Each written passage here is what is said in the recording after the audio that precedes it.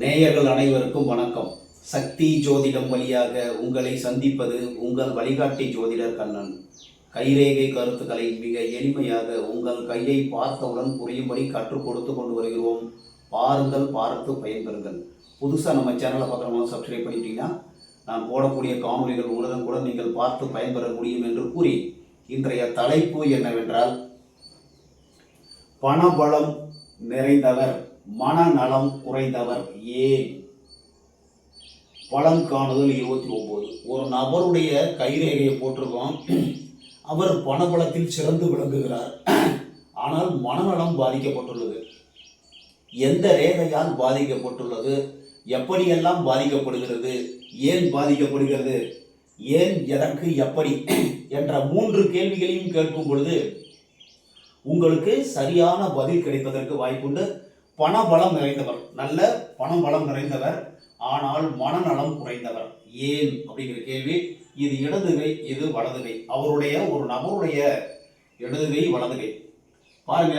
Oil ரேகை நல்லா பிரமாதமா இருக்கு. 2 கையிலையுமே ஆயில் ரேகை சிறப்பு. ஆயில் ரேகை என்ன பண்ணுது, 2 கையிலையுமே சேர்ந்து இருக்கும். இந்த ரேகை வந்து ஆயில் ரேகை சேர்ந்து தான் இருக்கு. 2 கையிலையும் குருமேட்டு வரைக்கும் அப்படி சேர்ந்து இருக்கும். அதுக்கப்புறம் தான் பிரியுது. குருமேடு வரைக்கும் இந்த ஆயில் ரேகை சேர்ந்து இருக்கு. 2 கையிலுமே குருமேடு வரைக்கும் ஆயில் ரேகை சேர்ந்து இருக்கு புத்தி ரேகையோட. இந்த புத்தி ரேகை வளைஞ்சு சந்திரன் பக்கமே வந்திருக்கு, சந்திரமேட்டுக்கே வந்திருக்கு. நல்லா பார்த்துங்க, சந்திரமேட்டுக்கே புத்தி ரேகை வந்திருக்கு. இருதய ரேகையை பாருங்க, அப்படியே சனிமேட்டோட முடியுது. சனிமேட்டோட இருதய ரேகை அழகா முடியுது. சனிமேட்டுக்கே இருதய ரேகை போகுது. சூரிய ரேகை 50 வயசுக்கு மேல 2 கையிலும் சூரிய ரேகை இருக்கு. புதன் ரேகையும் இருக்கு. இந்த புதன் ரேகையிலிருந்து சூரிய ரேகை ஜாயிண்ட் ஆகுது. அதே மாதிரி இறுதி ரேகையிலிருந்து ஒரு ரேகை விதி ரேகை கட் பண்ணுது. விதி ரேகை 30 வயசுக்கு மேலே தான் ஆரம்பிக்குது. 30 வயசுக்கு மேலே விதி ரேகை ஆரம்பிக்குது. குரு வளையம் இருக்கு. அதே மாதிரி ஒரு தடங்கள், அதாவது மனக்குறை ஒன்று இருக்கு. ஒரு மனக்குறை நடு வயசுல, ஒரு 35 வயசுல மனக்குறை ஏற்படுகிறது. இந்த கையில இந்த குறுக்க வர்றது மனக்குறை, கஷ்டம்னு சொல்லுவோம். சரிங்களா? இப்போ நம்ம கை இப்படி இருக்கு. இதுக்கு பலனை பார்க்க போறோம். பணபலம் நிறைந்தவருக்கு காரணம், ஏன் பணபலம் அவருக்கு நிறைய வந்திருக்கு அப்படிங்கிறதுக்கு காரணத்தை நம்ம சொல்ல போறோம். இந்த சுக்கிரமேடு நல்லா இருக்கு. சுக்கிரமேடு நல்லா இருக்கு. செல்வாக்கு ரேகைகளுக்கு சுக்கிரன் உயர்வா இருக்காரு. அப்படிங்கும்போது ஆசை அதிகமா இருக்கு, பாசம் அதிகமா இருக்கு. அதே மாதிரி குரு மேடு உயர்வா இருக்கு. மேடுகள் எல்லாமே உயர்வா இருக்கு. எல்லா மேடும் உயர்வா இருக்கு. குரு மேட்டுல குரு வளையமும் இருக்கு. நல்லா புரிஞ்சுங்க, குரு வளையம் இருக்கு. இங்க வந்து சதுரம் இருக்கு குருமேட்ல. மேடுகள் எல்லாம் சிறப்பா இருக்கு. குருமேட்ல இந்த ரைட் ஹேண்ட்ல குருவளையம் இருக்கு, லெப்ட் ஹேண்ட்ல சதுரம் இருக்கு.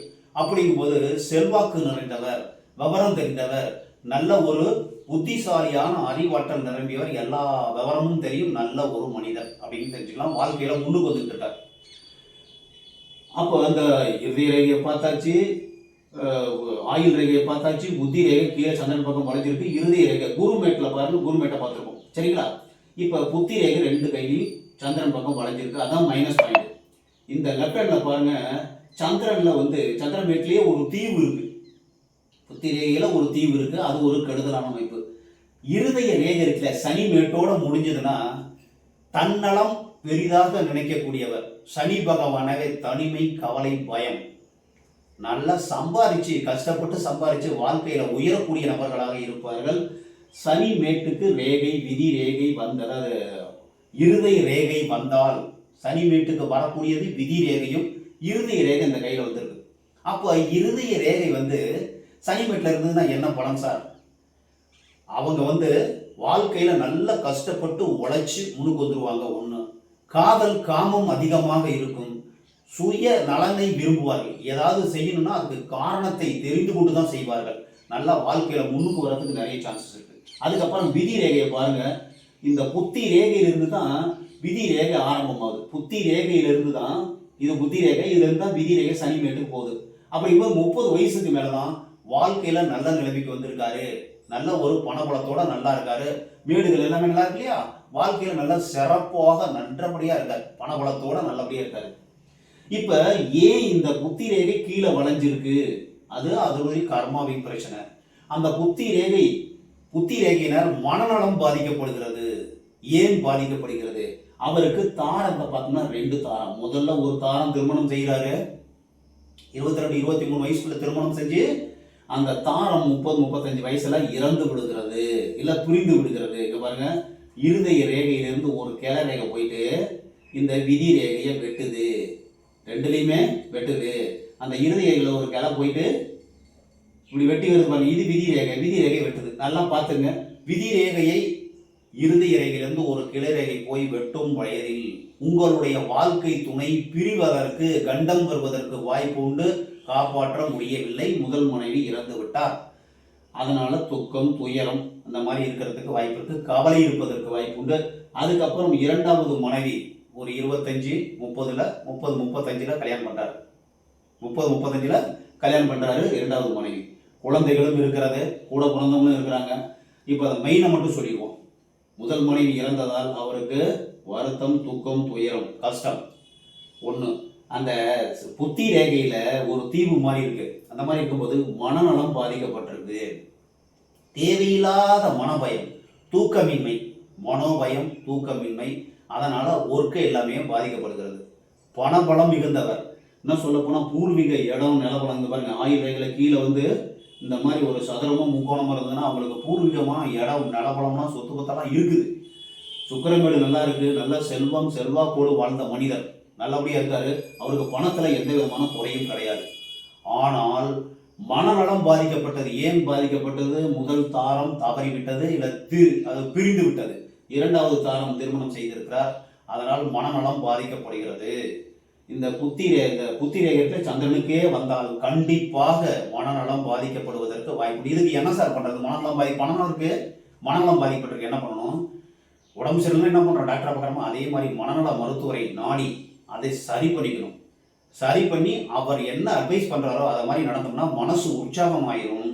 திரும்பவும் அவர் பணபலத்தோடு சிறப்பாக வாழ்வதற்கு வாய்ப்பு உண்டு. இதான் நம்ம சொல்றது. குரு வளையம் இருக்கிறதா ஒரு அரசருக்கு இணையாக என்ன தொழில் செஞ்சாலும், என்ன இது செஞ்சாலும் எல்லா விவரமும் தெரியும். அந்த தொழிலில் கொடிகட்டி பறப்பதற்கு வாய்ப்பு உண்டு. பணபலம் அதிகமாக இருக்கிறது. குரு வீட்டில் சதரம் இருக்கு. அதே மாதிரி சூரிய ரேகையும் இருக்கு. இதுல என்ன ஒரு மைனஸ் பாயிண்ட்ல கடல்ல போய் கலக்குது ரேகை. சனி ரேகையும் கடல்ல கலக்குது, சூரிய ரேகையும் கடல்ல கலக்குது. கடல்னா விரல் இடுக்கல போனதான் கடல், சரிங்களா? அந்த மாதிரி விரல் இடுக்கல போய் ரேகைகள், மித்த ரேகை போனா, இறுதி ரேகை போனா விரல் இடுக்கல. ஆனா சனி ரேகையோ, இந்த சனி மேட்டுக்கு போகக்கூடிய விதி ரேகையோ, அந்த சூரிய ரேகையோ விரல் இடுக்கல போய் முடிஞ்சாக்க என்ன நடக்கும் சார்? செலவு நிறைய பண்ணுவீங்க சார். தேவையில்லாத செலவை கண்ட்ரோல் பண்ணணும். பையில பணம் வச்சுக்கூடாது. கையில பணம் தான் செலவு பண்ணிடுவாங்க, தூக்கி கொடுத்துருவாங்க, செலவாயிரும். அதாவது பணத்தை தேவையில்லாமல் செலவு பண்ணுவதற்கு வாய்ப்பு உண்டு. அதை எச்சரிக்கையாக இருக்கணும். அந்த விஷயம் அவ்வளோதான். வேற உள்ள கையா பாருங்க, உங்க கையும் பாருங்க. இந்த கையை நான் சொன்னதை வச்சு பாருங்க. உங்க கையில எப்படி இருக்கு? சுக்கிரமேடு எப்படி இருக்கு? விதி ரேகை எப்படி இருக்கு? ஆயுள் ரேகை எப்படி இருக்கு? புத்தி ரேகை எப்படி இருக்கு? இருதய ரேகை எப்படி இருக்கு? மிச்ச ரேகைகள்லாம் எப்படி இருக்கு அப்படிங்கிறத பார்த்து நீங்கள் பயன்பெறுங்கள் என்று கூறி மற்றும் ஒரு சிறப்பான காணொலியில் உங்களை சந்திக்கும் வரை உங்கள் வழிகாட்டி ஜோதிடர் கண்ணன். வணக்கம்.